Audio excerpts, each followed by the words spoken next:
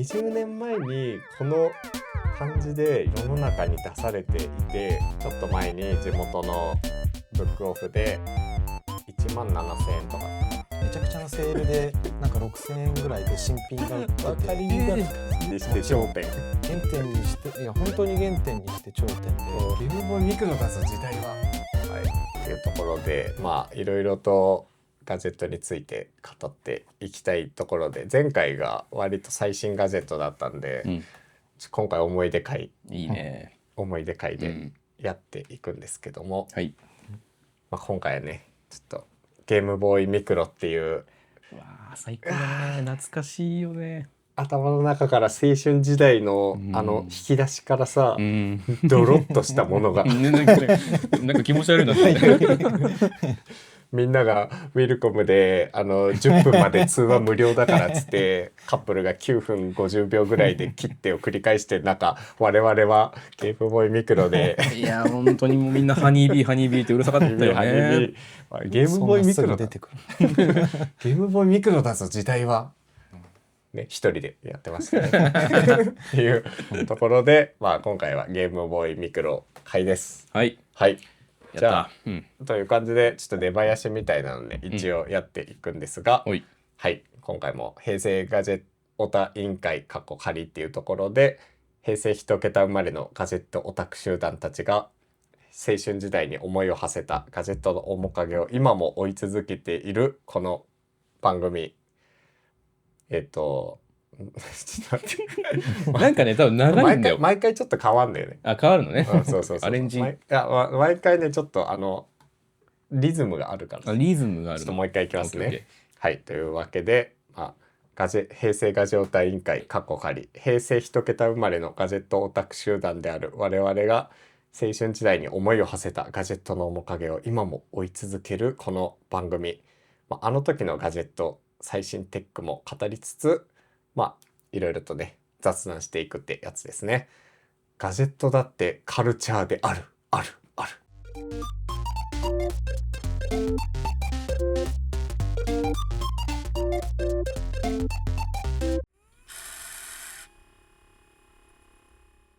エコーかかりますセルフエコー編集でやんないのそこは。編集でやんないオールナイトニッポンだったらここからトゥントゥトゥトゥントゥントゥルルントゥントゥトゥンジングル欲しいよね。ジングル欲しいね。なんか作るか。ちょっとさ、イケてる人にお願いしてさ、ジングル作ってもらおうよ。やっちゃおう。かっこいいやつ。はい。そんな感じでいろいろと拡充していこうかなと思いながらだけど、今回はやっぱゲームボーイミクロですね。ゲームボーイミクロの時代何してた？時代何してた？でもひたすらゲームかな。そうだよね。その時って。これ自体について、この雑然といろいろ今置いてみてるんですけど、ゲームボーイミクロってこういう手のひらに収まるぐらいのね、めちゃくちゃ小さい、これゲームボーイっていう名前がついた最後のデバイスだそうです。そうなんだっけ。そっか。そうなんだ。でこれがね20って書いてあるんだけど、最近なんか40周年だよ。これ20年前のゲームボーイ。やばくない？やばいね。やばいよね。これ20年前にこの感じで世の中に出されていて、これで遊んでいた人たちがいるって思うと、我々なんですけどちょっとエモみがありますね。じゃあこの20年前のやつなんですけど、何してたっていう話で、20年前だからこの時代だと、本当にもうさっきというか前回の動画で言ったけど、ガラケーすごい好きだったから、ガラケーというかガジェット好きで、ちっちゃいもので、なんかその時代の高性能なものすごい好きだった。ポケットに入る自分だけのマシンみたいな感覚がすごい強くて、だからそれこそねミクロも当時買って、いやもうポケットに入れてすごいみんなに自慢してたのを思い出したね。いいよね。みんなだってその時 PSP か DS そうね、 DS が出た後だもんね。出たぐらいで、誰も多分持ってる人いなかった。大人とかじゃない、やっぱ持ってたとしても、同世代であんま見たことないっていうね。そんな感じだったよね。どうですか？実は現役の時はミクロは買ってないんです。ああそうなんだ。 2005年後からうんなんかめちゃくちゃセールでめちゃくちゃなセールでなんか6000円ぐらいで新品が売って分かりて、みが深すぎる、超タイミングいいじゃん。うんそれで買ったんだけど、売っちゃってまた買い戻してるっていう、でも手元にあるもんね手元にある、うんおーいやかっこよシルバーシルバーいやいいよね。今見てもうん今見てもじゃないこいいのプロダクトデザイサイ&コーなわけですね、まあ僕もその流れで言うと、最初買ったのが中学校3年生とかなので、ン。マジで多分一回ちょっと安くセールになるちょっと前ぐらいで買って中古で5000円ぐらいだったかな、その時安いじゃん。そう誰も買ってないから安くなってて、で本当はもっと早く欲しかったけど、DS とかでそっちのソフトで散財しなきゃいけないから、そもそも DS でアドバンスが遊べるから、そうそうわざわざこれ買う意味ってなるもんね。そもそもだからこれのロマンに惹かれる人ってまだあんまりやっぱいなかった同世代では、なのでそんな感じで買って。わかるわ、うんでもそれで言うと俺はもう確かなんだけど、発売日に買ってんだよ。当時やばすぎ。早っ。いやそうしかもそれも種子島のゲオで今でも覚えてる。種子島のゲオすごい。いやそうゲオねすごい品揃え良くて、で当時なんか紫パープルなんか薄パープルみたいな色が薄パープルあったね。あったでしょ。なんかあれがビビッときて、てか全部の色がすごい良かったんだけど、まあ買うならあれかなって思って発売日に買ったの。買ってもらった。でもう本当に車の中で開封したのも覚えてる。大好きじゃん。いやすごい好きだった。記憶。まあその空張りについてはね、このゲームボーイアドバンスパーフェクトカタログっていう最高の、全部網羅されてるやつがあるんで、それのついてきたチラシじゃない、なんていうのこれカタログかなを見ながらちょっと話したいんだけど、すごいこの年表みたいな。やばくないこれ。こんなにあんの？こんなにあるの？あでもね、見たことある。限定のやつもある。そうなんですよ。マザーコロコロコミックバージョンのかあんの？ある。抽選の。マジで出てこないやつね。そうでもこれパチモンが多すぎて。あ、そうなの？そう。まあこんな感じだよね。この中で言うとこのパープル。そうブルーって言うんだねこれ。ブルーかこれ。ブルーなんだ。ブルー。タワレコバージョンもある。タワレコバージョンもある。タワレコバージョン。すごくない？知らねえのよ。で Y は多分ファミコンバージョンを最初に買っていて、最初にファミコンなんかファミコンミニとか出てたの分かる？ちっちゃいこれか、これそうこのシリーズねあったね。このシリーズをなんかちっちゃいパッケージでさすごい可愛かった。で1個2000円で売ってて、安かった。あのやつとこのこれね、これをちょっと合わせて買って、なんか当時からレトロゲームすごい好きだったからさ、当時のレトロゲームってファミコンなのよ。だからそれを集めて買いたいっていうので、最初ファミコンバージョンだったね。なるほどね。最初にファミコンバージョンはすごいわ。そう5000円ぐらいで買ってみたいな話で、なんか基本情報話しとく。そうね、まだっていうかさ、何にも知らない人もやっぱいるんじゃない？そうだね。これ何みたいな。ゲームボーイミクロはあれですね、ちょっとウィキペディアを見ながら、そうだね。こっちでもいいのかな。正しい情報でね、ちょっとそうちゃんと書籍化されているものから話したい気持ちもあるが、これチップとかの情報載ってるから、重量わずか 80g のアドバンス。軽い。ゲームボーイミクロはゲームボーイ直系の製品最後の携帯ゲーム機。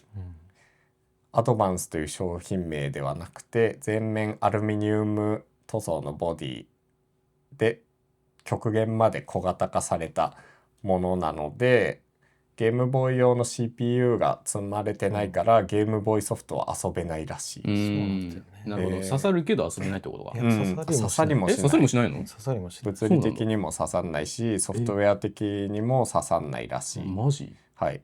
知らなかった。でゲームボーイ初のバックライト搭載機らしいよ。確かに画面綺麗だなと思ったもん当時。ゲームボーイライトはフロントライトだからね。で発売が2005年の9月13日。DS が発売されたのが2004年の12月だったと思うので、だいぶ後に発売されてるね。そうだね。だから小学生だった我々としては、DS っていう最高の最新のゲーム機があるのにもかかわらず、ゲームボーイアドバンスしか遊べないゲーム機なんて出して頭おかしいのみたいな感じだった。思っちゃって、そういう雰囲気はあった。そういう雰囲気あって、ムードが、もうコロコロコミックにすら載ってたか怪しいもんね。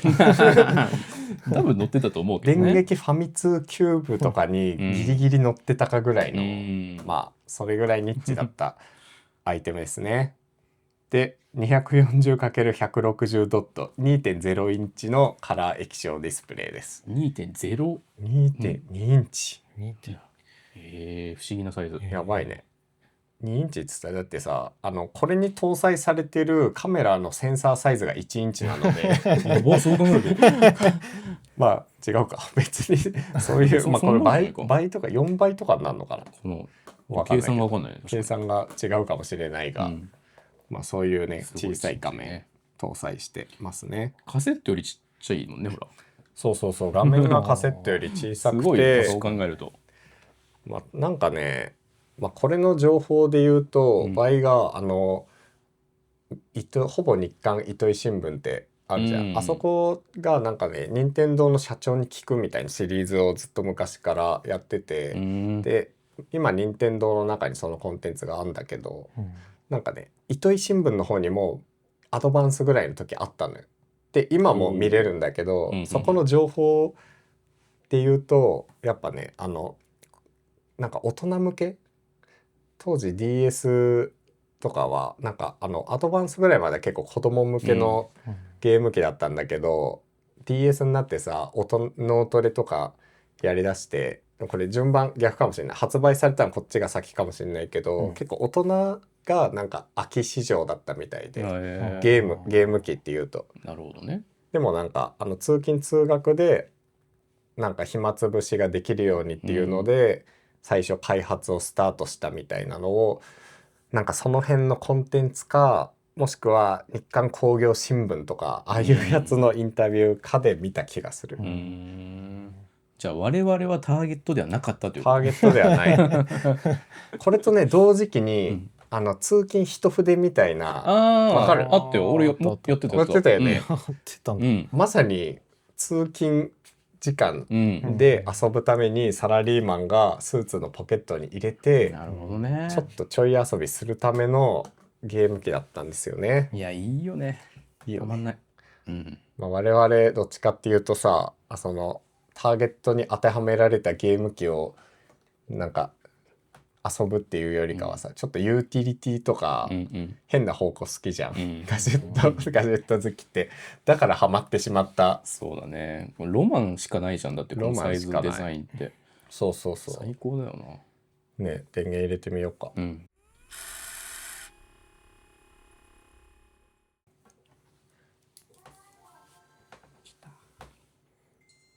はい、懐かしい。いいね、画面綺麗じゃない？何にもしないんだけど、めっちゃ綺麗。ピコピコっつって、まあ、できるゲームまだ初回ではやんないよね積み重なったものがあるんでまだダメなんだよねこれ。良い子は真似しないでくださいってやつね。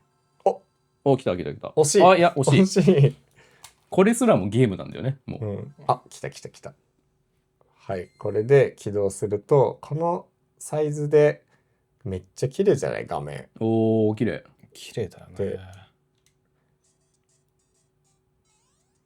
このいきなりこれで遊べるってやばくない？これさ、ボリュームは最大どれぐらい？今マックス？もっとある。変わんないね。ここまで。マックスか。モノクロだからね。スピーカーもモノクロで、モノラル。綺麗。こんなにでもディスプレイって奥にあるように見えてたっけ？そう。なぜかといえば。なぜですか？これはファッションなのでゲームボーイミクロってファッションなので、最初は自分の好きなフェイスに差し替えることができそうなのよっていう。そうなの、はい、そのコンセプトに惹かれて、絶対買うし、このプレートも今後ね空張り出たら絶対買い揃えてやるって思いで買ったの、なのに出なかったよね。出なかった。プレートのなんかバリエーションみたいなのなぜか売れなさすぎてしまうあれちょっとショック。なんかちょっと騙された気分になっちゃったよね。なんかそう、これとかに載ってんじゃないかな。世界できるみたいな。これが海外のやつなんですけど、海外のハンドヘルドヒストリーっていうオーストラリアで買ってしまったやつなんだけど、これの中身とかに書いてあるんじゃないかな。この辺かな。キングダムハーツのやつ懐かしいな。これね。これだっけな。これか、これキングダムハーツ。ナルトとかあったよね。ナルト版知らない。アチャモもこの色で出てた。ポケモンの。これ使ってた。これ持ってたよ。オタク持ちがち。地元のオタクもこれ発売日に買ってた。あれこれには載ってないかな、フェイスプレートの話。いやこの本もね面白いんだよね、だいぶ。もうなんか英語なんだけどさ、フェイスプレートはさ情報がなさすぎて載ってないんじゃない？いや結構ね載ってると思うんだけど、こっちになければいや載ってないかな。ちょっとあんまり映すと著作権的に怒られが発生するかもしれない、ちょっとねぼかし入ってるかもしれない。そうでもこの本そのものもさ大丈夫なのって感じするけどね、著作権。いやこれは多分大丈夫だと思う。許可取ってるの？任天堂の許可取ってるはず。そうなの？これはちゃんとなんか調べた一応。本当？一応調べて。レトロドゥドゥさんがね。レトロドゥドゥって。レトロドゥドゥって海外の。かわいいね。エミュキとかも紹介してる。吉天堂みたいな。吉天堂。海外版吉天堂。フェイスプレートの話は絶対載ってんだけど、微妙に外せるっていうのは載ってるよね。書いてあるよ。フェイスプレートは取り外しできる予定で、別売りでさまざまなデザインが用意される予定だった。そうなの。でもミクロの売上不振だったことから発売は見送られ、任天堂およびスーパーロボット対戦 J のキャンペーン景品のわずか2種が用意されるだけ。いや確かにそうだったよね。いや全然出ないじゃんって思ってたのよ。そうなんだよ。なんかね取り外す器具とかも確かあったでしょ。このなんか2本のピンあったかも。あったでしょ。あった。あれ俺持ってなくて確か。ここね、ここ。そうだからなんか自分でシムピンみたいなの。本当だ。ちょっと怖いな。どうやるの？多分ねこっちから刺すからこっちが先に取れるはずなんだよ。ちょっと危ない、戻した方がいいんじゃない？確かに。で当時そのシムピンみたいなのなかったけどさ、なんか刺してパカッて外して裸の状態で俺使ってたの。これね。その状態で遊んでた。かっこよすぎるこれも。なんかその状態で遊ぶのおかしいって。なんか今でいうさナッシングみたいなさ感じしない？なんか CMF フォン。確かにこの状態のブルーでね、遊んでたの。かっこいい。でいずれ出るプレートを待ち望んでたわけよずっと。任天堂定期的にそうなのよ。これ意外と 3D プリンターとかでさ、これのSTL だっけ STL ファイルがもう出てる。じゃあいけるんだ。プリントしてやったことある。すればやった？やったけどダメだった。でもだからその画面部分はほぼできないし、そうだよね。この側だけってことか。側だけしかできないから、レジンとかだったらいいかもね。でも薄すぎるじゃない。そうだね。怖っ。その外し方怖いって、そのちゃんとしたあれがあるから器具が。怖いよ。だから爪折れそうで怖い。貴重だぜ。これ赤でかっこいいけどね。これ取ったらマザーだもんね、ほぼ。なんかいいね、サイケデリックな感じかっこいい。いやこれはだからさ、買ったんだけど、怖い。ちょっと怖いな。怖いけどはめる側だったら大丈夫だから。ちなみにこれはね、欧州限定カラーです。日本で見たことない。ポーランドのeBay でポーランドの人から輸入したやつで10年ぐらい前に、当時で1万円ぐらいやったかな。ギリギリプレミアになりかけてるぐらい。はじめ社長とかが紹介してるかしてないかぐらいで、なぜか誰の目も向けられなかったミクロがちょっとねプレミア化しだした頃ですね。なんか買うタイミングうまいね。なんかうまいよ。買い戻すタイミングが上手というかさ。ワイのゲームボーイミクロ遍歴語っていいですか？知りたい。ワイのゲームボーイミクロ遍歴、まず1代目、うん。中3のゲオ、郡山店、おー5000円で箱付き、ほぼ新品。いいな。でそれは売っちゃったんだけど、うんその後にトイザらス郡山店で、うん。新品3000円で売ってました。安っ。でそれは買うかめっちゃ迷ったんだけど、もういいかと、一回持ってたし、さすがにいらないかと思って買わずして、うん。でその後に高校ぐらいかな、地元の茨城県日立市のワンダーグーっていう店があるんですけど、うん。そこで100円でした。これ今写真も残ってる。証拠として100円で、正確に言うとこの辺のソフトとかいくつかなんか人気のないやつがセットになってて、ソフト10個とこれ1台かな、この色のもう裸のやつ1台で1100円だったね。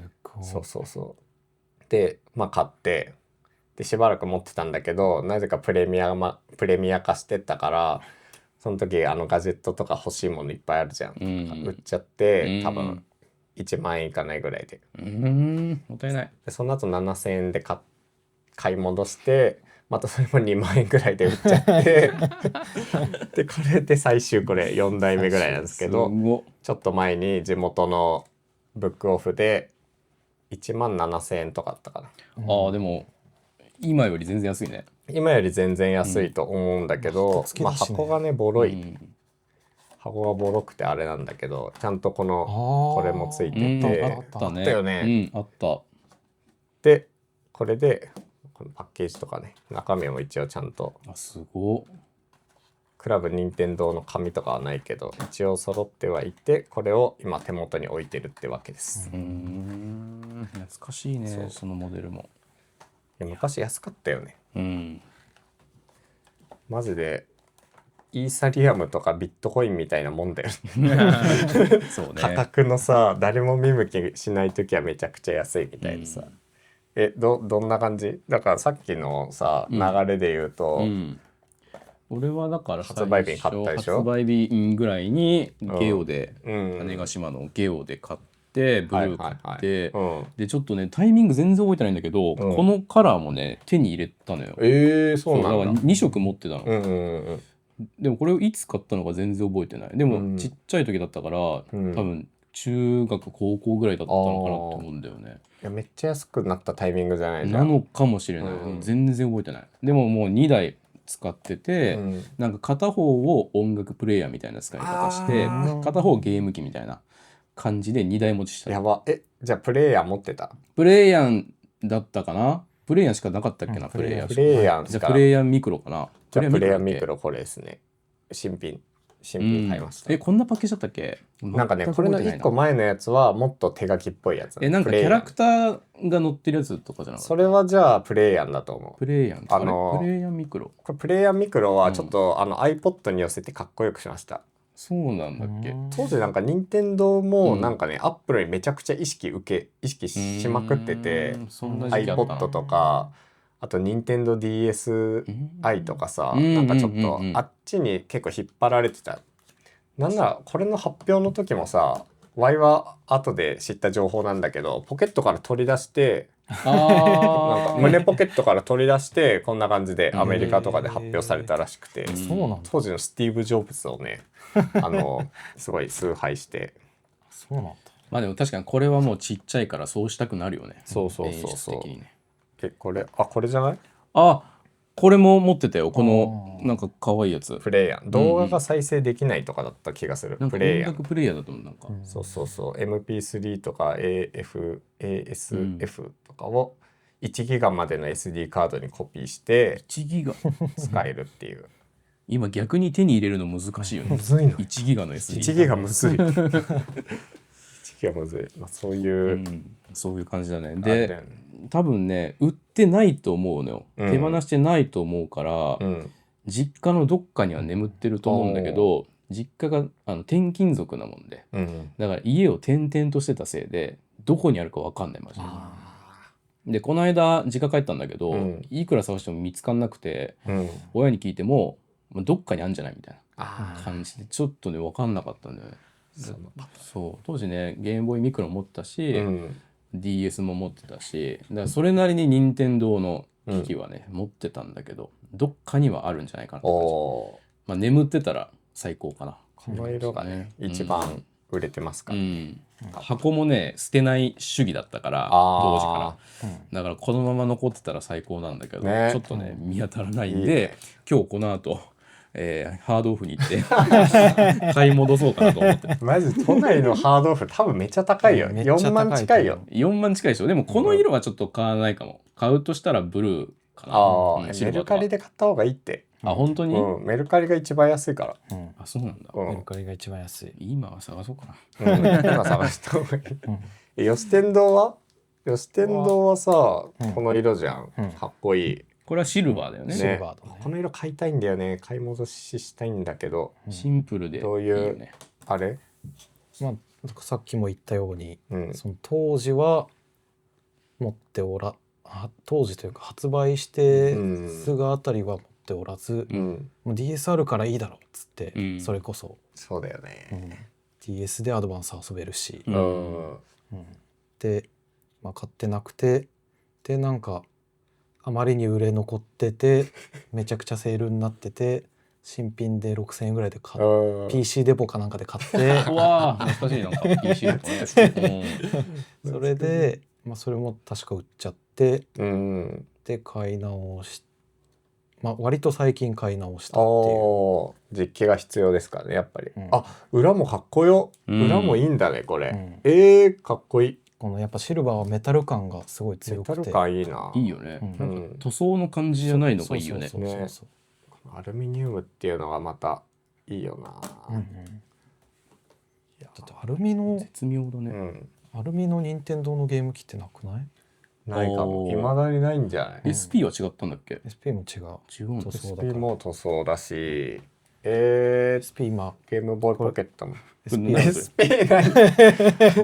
アローラの姿じゃん。任天堂アドバンスゲームボーイアドバンス SP アローラの姿みたいになって、これは何なのこれは。カスタムした。中身は本当に DS これ。DS じゃない SP これ。 SP そのままそのままで、バックライトだ。 IPS。すごい。めっちゃ綺麗じゃん。めっちゃ多段階に。多段階じゃん。多段階バックライト。やば。これなんか自分でなんか入れ替えたってこと？これ自分で入れ替えてアリエクで買って。いいね。変態だね。欲しいな。 SP もさ最高に良かったんだけどさね、この感じいいよね。サイズ感良かったよね、なんかもうロマンの塊。これもねポッケにそのまま入れて、雑にね。でもこれスリープとかないからさ、なんか閉じてもゲーム閉じらんないみたいな。後からあったか、そういうソフトもあったかもしれない。いやすげえ。ワイで言うとこのケースにこれモレスキンのモレスキンなの？もう今売ってないんだけど、モレスキンがこういうケースを一時期出してた時があって、これがぴったりはまる専用ケースみたいな。専用ケースみたいな色もね。そうゲームボーイミクロのこれとぴったりすぎる。これがあればこのいつでも、もともと鍵を入れるやつなんだけど多分これでこうやって閉めて、でこっち側にはUSB-A で充電ができるゲームボーイミクロのやつを持って。そうなの？あれ端子ってさ、これ何だったっけ？専用のやつだっけ？専用のやつだと思う。よくわかんない。変換できるってこと？それ。いやこれもこのまま。なるほど。こっちはこのまんまで、この充電側が A。なるほど。これで持ち出してゲームとか未だにやってますけど、ファミコンウォーズとかね。ちなみにこの SP は USB-C 充電。やばすごいね。いやそうだよね。この時とかはさ、こういうゲーム機にハマって、でこの時にこれじゃあ飽き足らずにさ、これ出しちゃう？いいね。それは何ですか？こういうね見たことないんだけどディンゴーっていうディンゴーっていうのディングディングでした。ディングデジタル。ディンゴーなんとかっていう、あやねおとかのさ、走りあやねお GPD の走りで、この昔家電批評で紹介されてたやつなんだけどMP3 プレイヤーですね。エミュキではない MP3 プレイヤー MP3 プレイヤーですか。なんかそれっぽいボタンがついてる、iPod みたいに使える動画再生とか動画再生動画も見れるんだ。そういうゲームもできますけど、いろいろと、そういうのがあって、これとかがねやっぱまさかさ東京に引っ越してきてさもう一台見るとは思わなかったよこれをディンゴ A320。 そんな変な名前なの？そう中国のやつで当時だから中華ガジェットなんかさ、今の中華ってかっこよくて、ビルドクオリティ高くて安いじゃん、昔って安かろう悪かろうみたいなさ、怪しいなんか買って失敗するまでがセットみたいなガジェットがいっぱいあったのよ。確かにあったね。そのうちのでもこれはマシみたいなやつだよね。そうなんかむしろこれがめちゃくちゃ話題になって、でも秋葉中を巡って似たようなのはないかと思って探して、でなんか折りたたみのやつとかも実はあって、そういうのも買ってみたんだけど、なんかガッチガッチのボタンのなんかわかるな昔ね、なんかほとんど何も動かない性能のわかる。そういうの触っていくとやっぱ改めて任天堂ってすげえってなって、でもこれもでこれはさすごいビルドクオリティ高いからさ、いいってなってさ、これはね一つのなんかそう方向性を見出したよね、中華ガジェットの。これでめちゃくちゃ盛り上がって、なんか今でもこいつ用に作られたその OS がまだ使われてたりする、パウみたいなやつでしょ、なんか肉球みたいなこういうのが現れるんだけどさ電源付き、これパウみたいなやつこういうのとか、でもその流れからさ吉天堂がいろいろなガジェこれがきっかけでハマった？いやそれがきっかけですよ。やばすぎる。原点にして頂点。原点にしていや本当に原点にして頂点で、なんかっていうかそもそもなんかメディアプレイヤー的なものってやっぱ iPod しかないし、その動画再生とかさ、なんかそれ PDF なんかテキスト見れるとか、そういうのとして使えるゲーム機っぽいものってやっぱ他になくて、なかったね。それでね、こいつがやっぱりすごいし、あとこいつがすごかったのはだから人気すぎて、そのコミュニティがめっちゃ盛り上がって、それでファームウェアとかなんかたくさん開発されたりとか、なんかファームウェア書き換えした覚えあるな、当時。どこで知ったの？これ俺知らなかった。雑誌に載ってたってことなんだね。いやでもネットで見た気がするな。当時でも一世を風靡して中華ガジェット、中華 MP3 プレイヤーって、ウォークマンとか iPod って高いじゃん、だからなんか1000円そこらで買える MP3 プレイヤーが流行ってて、いっぱいあったよね。その流れから本格的ななんか遊べるやつが出てきたぞみたいなやつだった。全然知らなかった。これ本当秋葉のいろんな場所で売ってたよ。そうなんだ。秋葉に買いに行ったからね。そのカルチャーを浴びたくてさ上京してます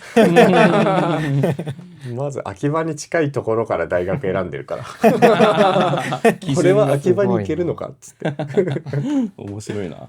それでそういうのをいろいろ買い集めるようになって、これ最近なんかまあこれは有名なプレイデート、クランク型の最近これでゲームボーイ遊べるファームウェア出てない？なんかアプリが出た。アプリか。それ入れた？いやまだ入れてない。入れてみてない。電源も切れちゃってる。あら、かわいい。なんかこの薄さとこれとか本当に多分サイズにしてはやたら性能が高い。ぬるさくで動くね。ぬるさくで動くし、1個欲しいな。でもその代わりバックライトとかもないし、でなんかバッテリー持ちもいいしみたいなので、その割り切った設計みたいなのが、なんかやっぱりこういうイズムを感じて、確かにね。いやこれめっちゃ気になったんだけどさ、なんか思ったより話題になってて、なんか天の弱だからさちょっと欲しいなと思ったんだけど天の弱だから買わなかった。いやでも結構最近買ったの。あ、そうなんだ。やっぱり高いから、普通に。確かにやっぱデザインよね。デザインいいね。ティーンエイジエンジニアリングだもんね、デザインが。そうそうそう。ティーンエイジっぽいじゃん。ね、おしゃれ。この辺アナログポケットもいいよ。伊豆の漢字系で言うとさこのアナログポケットはやっぱ結構ここと近しい、でもこっちで遊んじゃうかもね、重さ的に。そうだね、重いからね結構。初代ゲームボーイぐらいの、初代ゲームボーイ感あるから、これが最高なんだけど、こっちで遊んでしまう。メイドインマレーシアだよ。マレーシアなの？知らんかった。珍しいね。珍しい。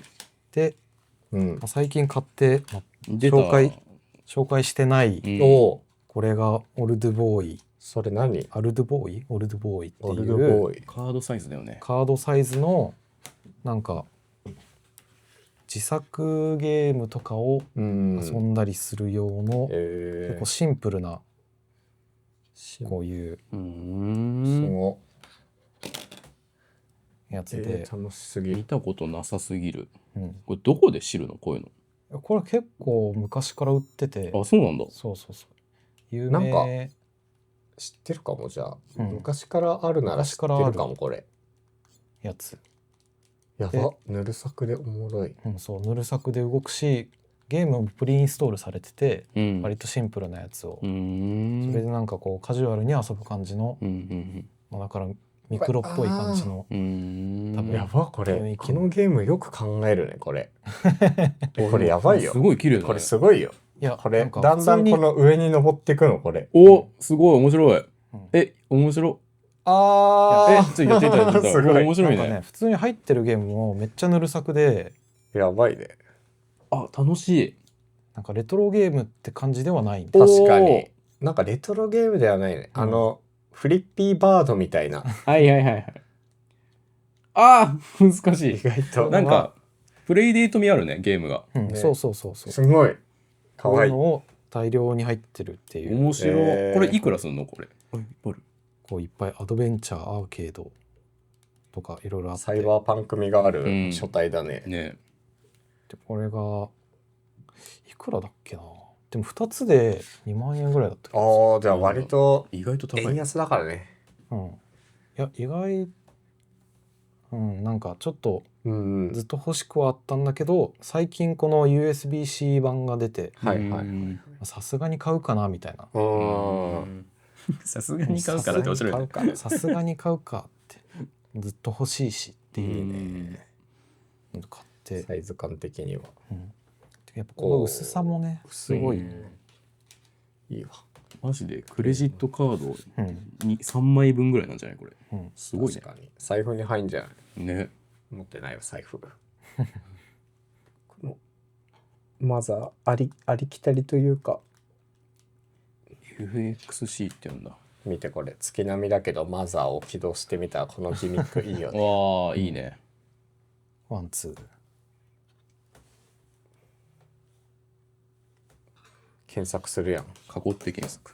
過去検。23,000円。結構高い。アマゾンで。いやアマゾンで売ってないよ。アマゾンは転売じゃない？輸入か。輸入。いやすごい。普通に売ってるはず。いいっすね。欲しい。ちょっとゲームボーイミクロの回どうする？そろそろ締め？そろそろ締めなのか。一応コードネームで言うと軽いっていう意味でオクシーっていう名前がコードネームではあったり、知らない、聞いたことない。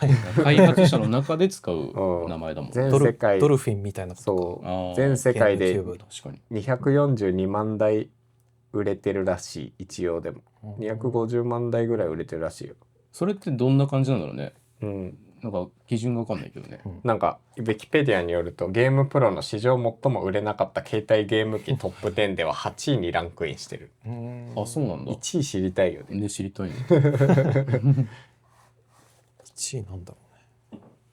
でなんかこういうゲームなんかアメリカのウィキペディアは結構なんかいろいろそういうのがあるね。DS のマーケティングのせいでミクロの市場がもうほぼ伸びなかったとか、もう昔のそのバイスプレジデントの人がミクロを、まあ、売れるわけないけど発売を強いられたと明かしているみたいなとかさ、海外の記事には結構そういう話がある。日本だとあんまり話題聞かないけどね。そうだね。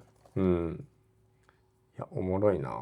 まあかっこいいよね。そうだよ。もうデザインがもうミクロは、そこなんじゃない魅力は。そうなんだよね。サイズとデザイン。結構まあ締めの方に持っていくと我々まあこうやって見ててもさ失敗作惹かれがち。いやわかるわ。買うと大体売れないものが多い。我々が絶賛するもの売れない説ある。悲しいけどね。悲しい、悲しいけどまあでもね売れないよね。これとかさ、なんだろう他に売れなかったみたいな。アイリバーとか。アイリバーでも売れたのかな。わかんないよね。使ってる人いなかったけど。まあ iPod みたいな売れ方はしなかったけど、ね。そうだね。まあマイナーではあるよね。大体買っちゃうものって。あと最近もあった気がするんだけど覚えてないな。なんか買ってめっちゃ自分はいいじゃんって思ってるも世間の評価はめっちゃ低いみたいなことが多い。なんだろう。なんかあったな。何らかあったんだけど忘れちゃったけど。なんだろうな。まあでもそれこそ PSP-GO とか。でも、そうだね。なんか似たようなとこにいるよね。GO って。先端を走りすぎてるがゆえに、ユーザー置いてきがちみたいな市場に沼るよね。あとまあなんか後発だからっていうのもありそうだけど。そうだね。これはね完全に。DS が出る前だったらもうちょっと違ったような気も。もうちょっと売れたよね。これ大人向けなのにさやっぱ老眼だと見れなくない？この画面。なんか RPG は結構きついぐらいのさやつだからさ文字読みにくい。ほんとマジで今の我々世代ぐらいの層にしか刺さんないというかコレクションツールだよね。ターゲットの狭さというか。でもさなんかエモいっていうかさ、この20年前のものが20年後の今、めっちゃ値上げしてて爆発的に一部で売れてるって考えるとさ、開発者涙流してんじゃない？なんか嬉しくない？ね嬉しいよね。やっと分かってくれたかみたいなさ、感じになってそうだけどね。ゲームボーイミクロは確かゲームボーイブロスとか、初代ゲームボーイのカラー版を作った人と同じ開発の人だった気がする。だからそこからずっとゲームボーイシリーズ同じ人がやってるみたいな話だったようなインタビューを見ると、ほぼ日のちょっと覚えてない、正確じゃないかもしれないけど、あれも私ですみたいな。バーチャルボーイやった人と多分一緒だと思う。あれも攻めてたもんね。当時のバーチャルボーイ。バーチャルボーイね一応ありますけど。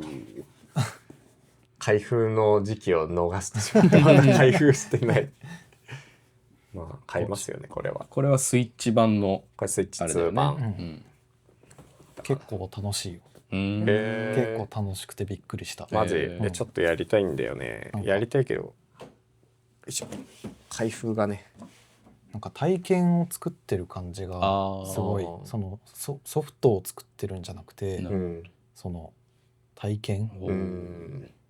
まあそこがやっぱ任天堂ってすごいよね。そこはね。だからまあミクロもそういうことなんだろうけど。そうだよね。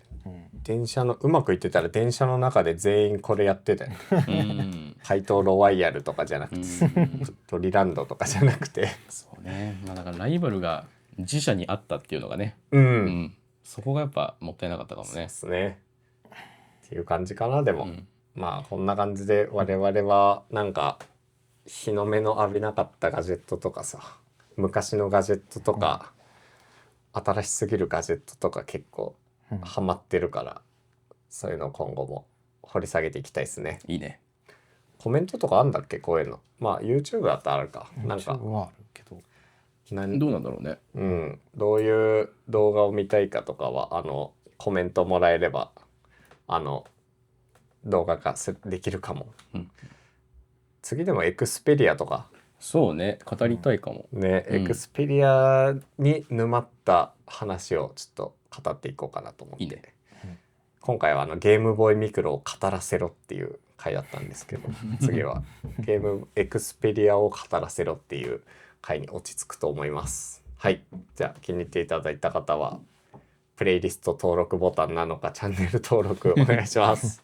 お願いします。はい、じゃあまあそんな感じで。